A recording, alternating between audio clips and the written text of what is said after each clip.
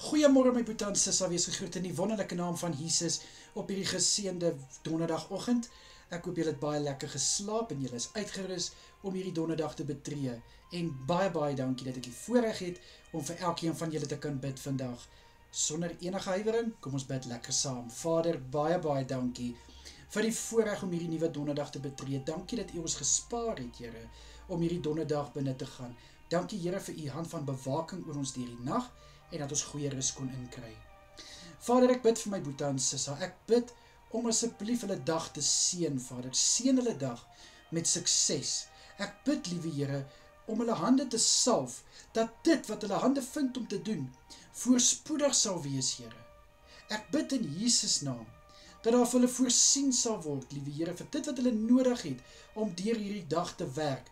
Krag, wysheid, goeie moed, in Jesus naam.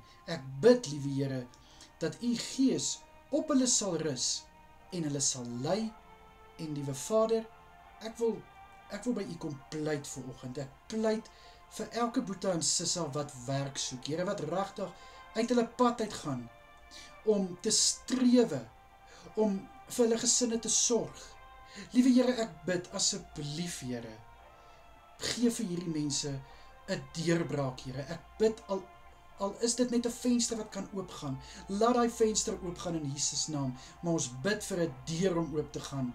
Here, ek bid dat die aansoeke wat ontvang word, dat die mense wat daarmee werk, liewe Here, nie teen ouderdom, kleur of gesondheid sal vaskyk nie, Here, maar dat hulle gelei sal word deur die Heilige Gees om die regte kandidaate aan te stel, asseblief, Here.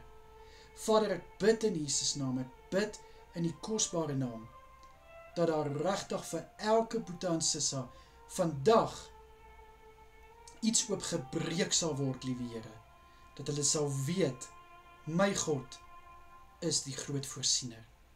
Asseblief, Here. Vader, ek bid dat U asseblief ook elkeen sal beskerm en veilig hou deur hierdie dag. In die kosbare naam van Jesus is dit my gebed. Dankie, Here. Amen en amen. My boetie en sissa, 'n wonderlike dag vir elkeen verder. Kyk mooi na julleself en wees geseënd. Totsiens julle.